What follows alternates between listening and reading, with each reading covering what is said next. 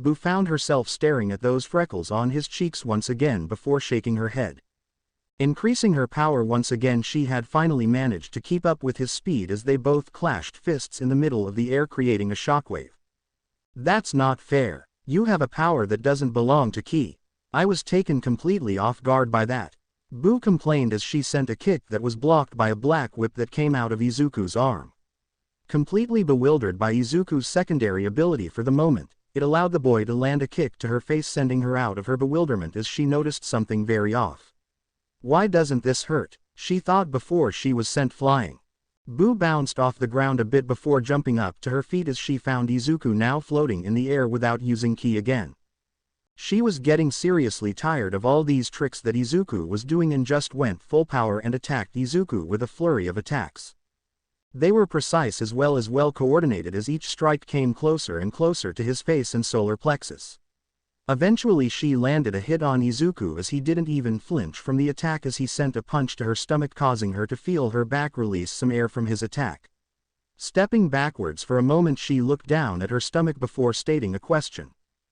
Do you think that if I was pregnant that you could have killed my kid like that?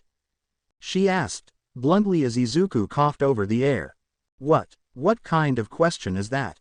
Izuku asked, comedically spitting blood. And as Izuku stared at her stomach in question, he found a fist-shaped impression over her stomach as he started to worry. But it was for naught as she simply held in a deep breath as it was replaced with her bulbous skin again. Now that is what I'm talking about. Show me more of your power. Boo called out, flying towards him again. Dodging each attack of the Majin, Izuku moved back and forth as he landed light but swift blows to certain parts of her body that caused her to look at them in confusion. Did you just hit my pressure points? She asked, as she felt her arms tingle in complete numbness. Yes, in order to have the upper hand in a fight against a powerful opponent you need to make any advantage you can. You never know when they might decide to end your life, Izuku said, as Boo nodded. Regaining her feeling in her arms, she flew back at the boy as this time they traded blows. And whilst her own blows were much harsher than his own, she did see how his martial arts were having clear advantages from her brawling. A punch to his face was deftly dodged as he sent a kick to her hip as she grabbed onto him and spun him around in the air and sent him flying upwards into the sky. As he caught himself with his floating ability, she started to send multiple ki blasts at him as he moved throughout the air as if he was a fighter pilot dodging gunfire and rockets. Eventually he made it towards her location as he activated his ki for the start of the battle as he landed his first decisive blow onto her as she coughed up spittle. He was in his emerald form. Izuku's emerald form had his entire body sheathed in an emerald glow as he stood still in front of her. And as she stepped back away from him, the emerald sheen had broken a part of the front of his body and face as it revealed his hair in a much spikier position. They were standing on end as they moved in wild directions and his eyes were much sharper than they were wide and expressive. His muscular body was much more pronounced as he had larger biceps and thighs, but the most important feature of his form was the fact that black sparks moved about his body as these ghosts floated around his body. One looked like a sickly old man who had green eyes and white hair. He was very lanky as well. The second one had magenta-colored hair, a scar covering the side of his face, and he looked militaristic in his clothing style. The third one was similar to the second except he had a more mysterious feel to him as he held a bandana over his forehead. The fourth was more akin to a hermit as he stood with a scar moving across his face from his forehead touching his hair down his face until it reached his lower cheekbone. The fifth one looked more akin to a random biker guy who wore a leather jacket as well as greaves on his ankles and wrists. He also was holding a Tommy gun over his back, scary. The sixth one was surprising one as he was seemingly wearing a jean jacket over his upper torso as it covered the lower part of his face as he held a blank expression. The only woman of the group stared at her with a happy smile on her face as she openly waved at Boo. She had been wearing a black jumpsuit with white gloves and boots, and she had long black flowing hair in a ponytail as she had a beauty mark just to the left of her lips.